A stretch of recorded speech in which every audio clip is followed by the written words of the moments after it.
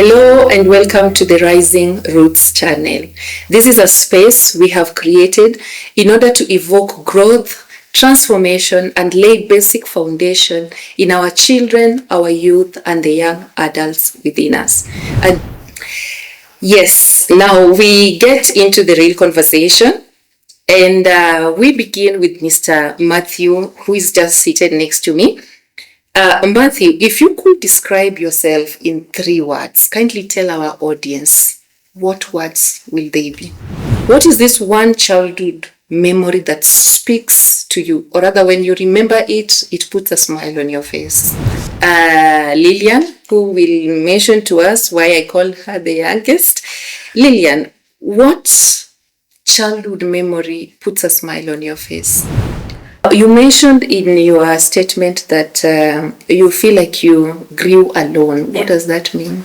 Is it in the sense that there are no people for you, or is it that they were there, but the kid yourself? Could you Yes. Donald Ndombe, kindly, if you were to describe yourself in 3 words. You have already gone ahead of me because I was going to ask you, how do you think people describe you?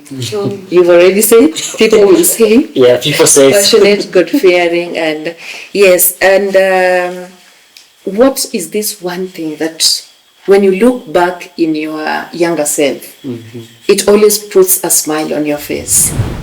I tell you, so it's the fun you get from it that matters. And do you often feel like you want to go back there and do the same thing you used to do?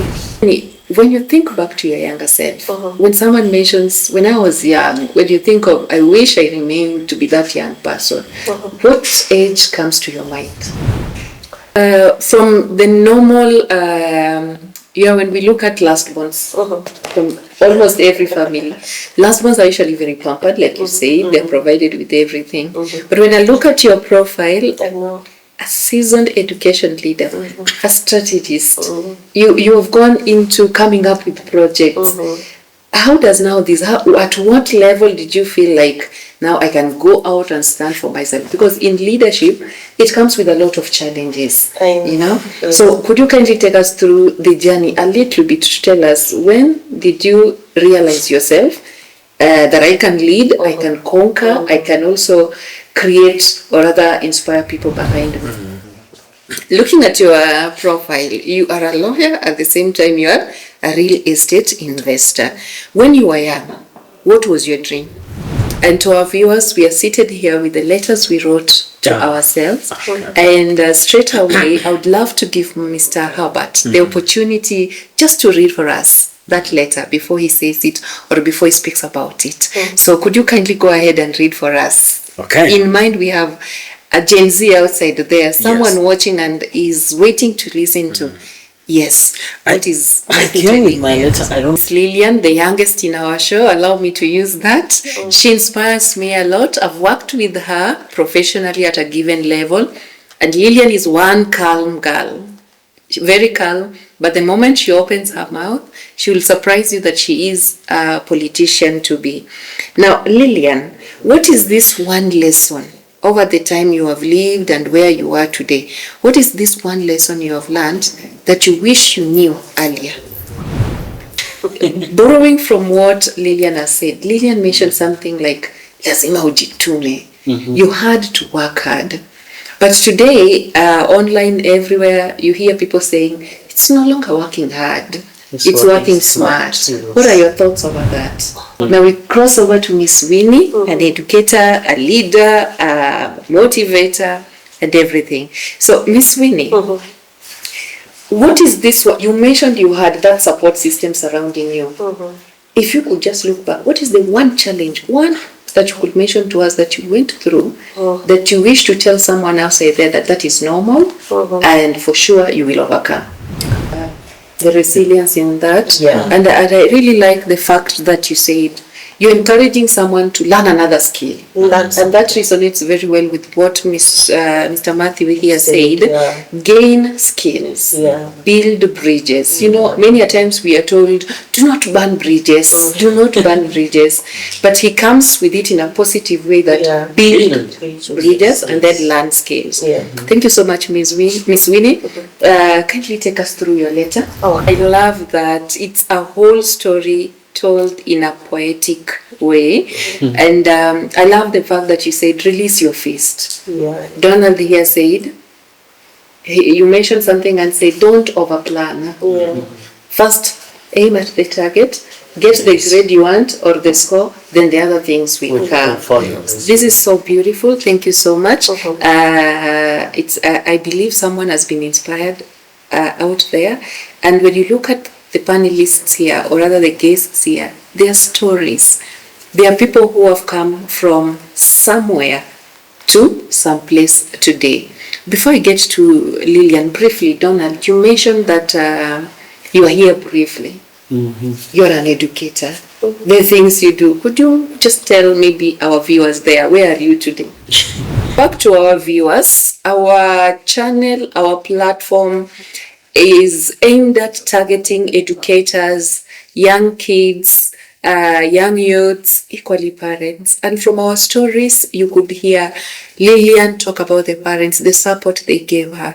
From Miss Winnie over there, you heard her mention the parents. Mom, dad was there for her and the support she gave. When Donald was addressing us, you also heard him speak of the father, the challenge the father was giving him. Go, you don't want to change, and whether you didn't tell us whether you changed the home now. We should not sit outside there and have excuses. We should not lay back and say, Miss Winnie had parents, I don't have parents, meaning my life is zero. You know, you have to go, you have to work hard, as Lillian mentioned over there, and keep everything moving. Now, finally, Lillian, yes, if you will just share with us, just a sentence probably, having read that letter, what emotions does it spark in you? And now on to your host, ready to read her letter. I wouldn't end this show before I read mine because it inspired me to come up with this show. I reached out to my friends here and they came with theirs. So it is my time. So allow me also to take you through my the letter I wrote to myself. Amazing. You need to clap for me. We can't wait to hear to hear it. All right. So it's a good one, okay? I see you living with dad, far away from mom, wondering if the sacrifice of leaving her warmth was worth the school, or rather the schooling you are chasing. I see your silence, your shy nature, and the loneliness you carry like a shadow. I know how scared you feel as your body begins to change, afraid to even whisper to dad that you need pads. You bottle it up you bottle it all up because you don't want to bother anyone. But let me tell you something. You're braver than you think. The world might convince you that being quiet means being weak. But in your silence, you're learning resilience. In your hunger, you are learning to pray. In your tears, you're learning to rise. Yes, you'll go through seasons that feel impossible. There will be nights when there is no food, and you'll go to bed hungry. It makes me emotional. In fact, there was a time I remember living alone in Kisumu, and I went hungry for almost 3 days. And the third day, it was so much that I couldn't even close my eyes. And I was alone in a room, a bedsitter. And the only thing I had was a heater.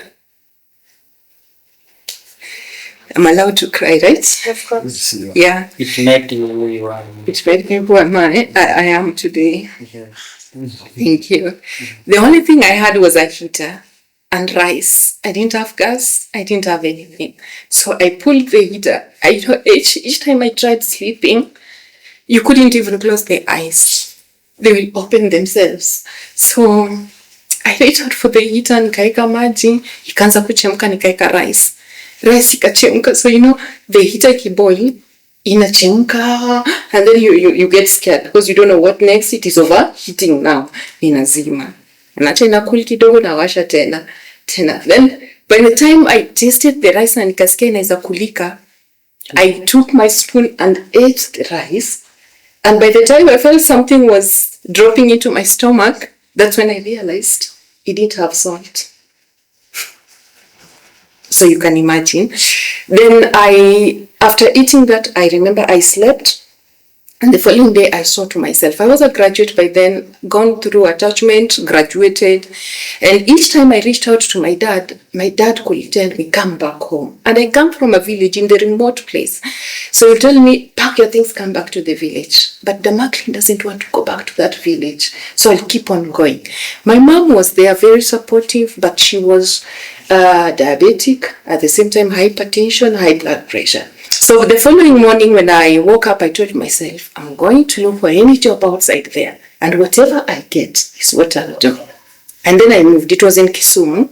And I lived in an estate called Patel. So when I walked out, crossing over to Tuskegee back then, guess who I saw? After around 4 years, I saw my brother. Just walking tall. Yeah, crossing over there. And I then, it's Tuskegee, it was a mall then, and yes, you understand how malls, people are polished, and I literally ran to him and hugged him, and I told him, bro, I've not eaten, I'm hungry, I need money. And I remember he took me aside, he put me a soda in logo and some chips. That soda, I took 3, what do we call it, sips. 3 sips, and it was done. That is how hungry I was. When I explained to him the story, he took me out, and he was also hustling. He took me to an Airtel shop where he was selling Airtel lines. Back then, I think the Airtel ilikuwa imekuja, akaniambia, if I want, I can be selling those lines. So you go to an agent and anakuambia nataka tu 10 bob. And back then, I think they were promotion. So I took those lines, I could go sell them, and being the young girl I was, of course, very beautiful. I could walk into offices, but with the target that if I get a man to buy, I convince this man to buy for the wife, and then I convince him to buy for the kids, and I would sell 1 line at 100 bob. But the agent needs 10 shillings, so I have 90 bob. Then the credit we are given to register for them the line, we are supposed to give them free. So men in the office, they will buy a credit worth 100 bob. That's mine. So if I sell 3 of them, and that is how I was able again. Because over that week, I would go sell kila siku jioni narudi na kashopi. Nina feel gas. He even took me to, I remember back then, Kenya Institute of Management. They were looking for invigilators. And I got the job. And we applied, the 2 of us. And I got, he missed on it. Yeah. So that is how he changed my life. But sorry for taking you back. I just felt like I needed to share this bit of sleeping, hungry, because probably someone else outside there is also going through the same. And what I learned is go out and talk to people. They will help you. But when you enclose yourself, depression is real. Yeah, sure. Yes. So thank you for listening to me up to there. Where was I? But let me tell you something. You are braver than you think. The world might convince you that being quiet does not mean being weak. But in your silence, you are learning resilience. In your hunger, you are learning to pray. In your tears, you're learning to rise. Yes, you'll go through seasons that feel impossible. There will be nights when there is no food and you will go to bed hungry. There will be days when sickness weighs on you and motherhood will come with scars and stitches after C-sections. There will be mornings when self-esteem whispers lies, telling you you're not enough. But listen, my dear, you will make it through. One day you will laugh again. You will hold your children close and realize They are your greatest gift. You will teach, you will inspire, and your story will light the way for others. That brokenness you feel now will become the roots of your strength. Nice. Thank you for carrying me through those silent battles. Thank you for not giving up, even when it was hard. Because of you, I stand tall today. So lift your head high, little one.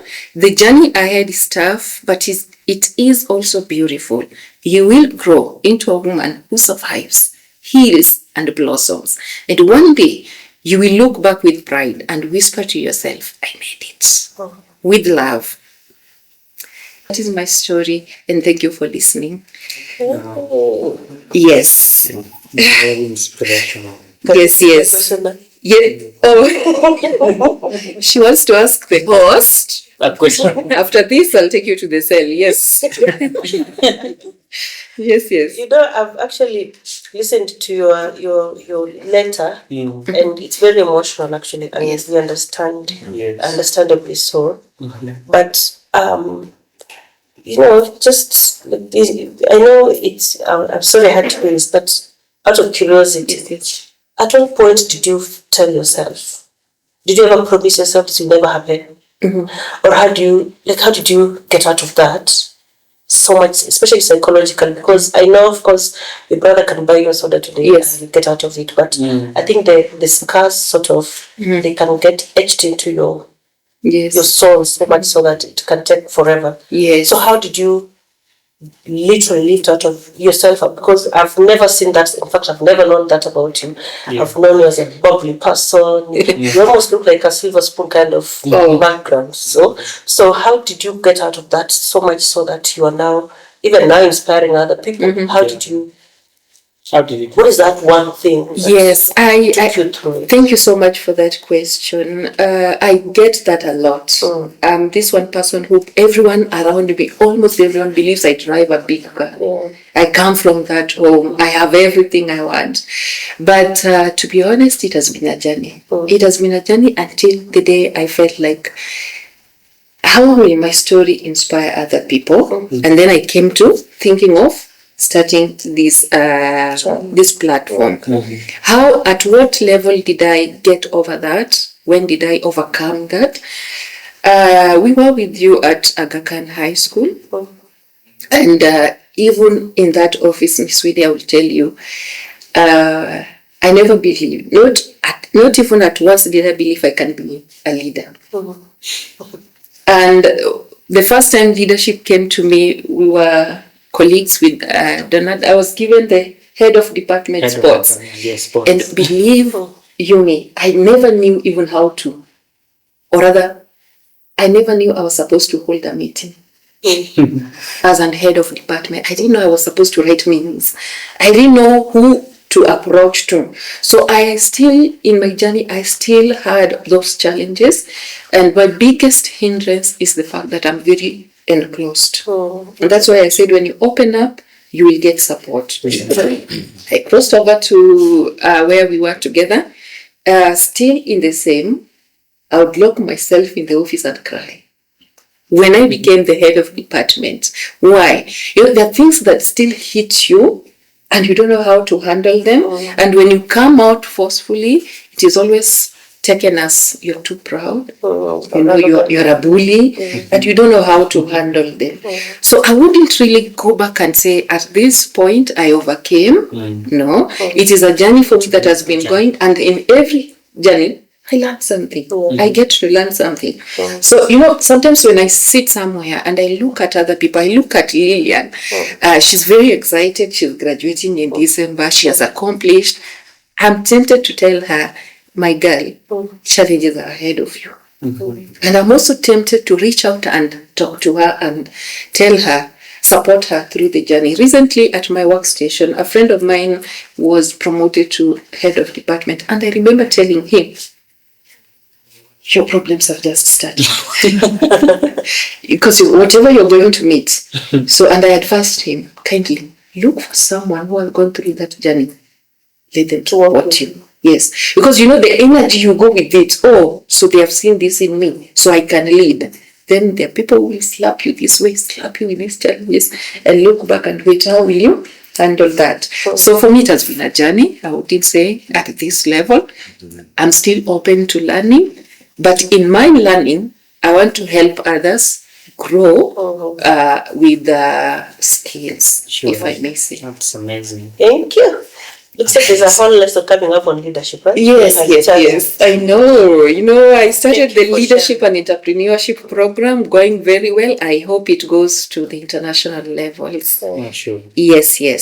So it has just dawned on me that I should be, I'm the host. So I should come back and having this wonderful session. I want to believe to our viewers, you've had something to learn. We are sorry because of time. We have a lot to discuss, to share with you, just to see you walk this journey without too much unnecessary challenges. Yeah.